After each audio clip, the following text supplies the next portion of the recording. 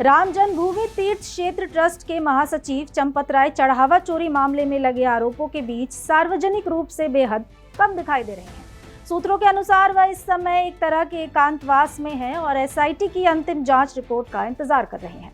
माना जा रहा है कि रिपोर्ट आने के बाद ही वह पूरे मामले पर विस्तार से अपना पक्ष रखेंगे। सूत्रों के मुताबिक करीबी लोगों से बातचीत में चंपत राय ने भावुक अंदाज में कहा कि वह कलंक लेकर अयोध्या से नहीं जाएंगे। उन्होंने कहा कि अयोध्या में उनकी सेवा पूरी हो चुकी है और मंदिर का निर्माण भी पूरा हो गया है, लेकिन अपने ऊपर लगे दाग के साथ विदा होना उनके लिए स्वीकार नहीं है। इसे मौजूदा विवाद पर उनकी अब तक की सबसे भावुक प्रतिक्रिया माना जा रहा है। इसी बातचीत के दौरान चंपत राय ने चढ़ावा चोरी प्रकरण के मुख्य आरोपी टिन्नू यादव का भी जिक्र किया। सूत्रों के अनुसार उन्होंने कहा कि टिन्नू यादव ने उन्हें धोखा दिया और उन्हें उससे ऐसी उम्मीद नहीं थी। बताया जाता है कि 80 वर्षीय चंपत राय तीर्थ क्षेत्र पुरम में रहते हैं। उनके कमरे में बिस्तर के पास भगवान श्री राम की एक छोटी सी प्रतिमा रखी हुई है। हाल के दिनों में जब कुछ करीबी लोग आरोपों के बाद उनके स्वास्थ्य और मानसिक स्थिति को लेकर चिंता जताने पहुंचे, तब चंपत राय ने भगवान श्री राम की प्रतिमा की ओर इशारा करते हुए कहा कि उन्हें किसी बात की चिंता नहीं है।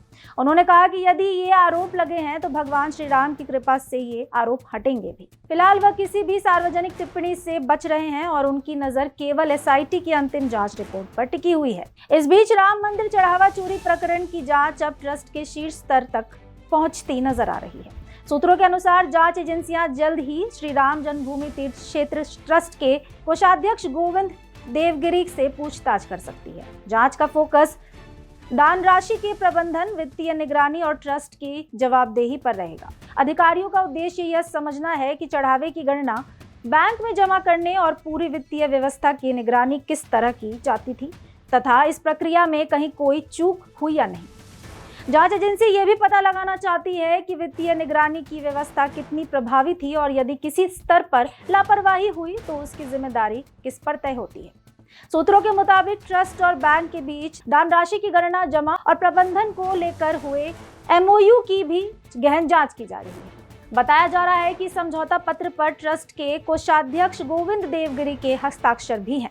ऐसे में जांच टीम ये पड़ताल करेगी कि एमओयू में तय सभी प्रावधान और जिम्मेदारियों का पालन किया गया था या नहीं और वित्तीय नियंत्रण की व्यवस्था व्यवहार में कितनी प्रभावी रही।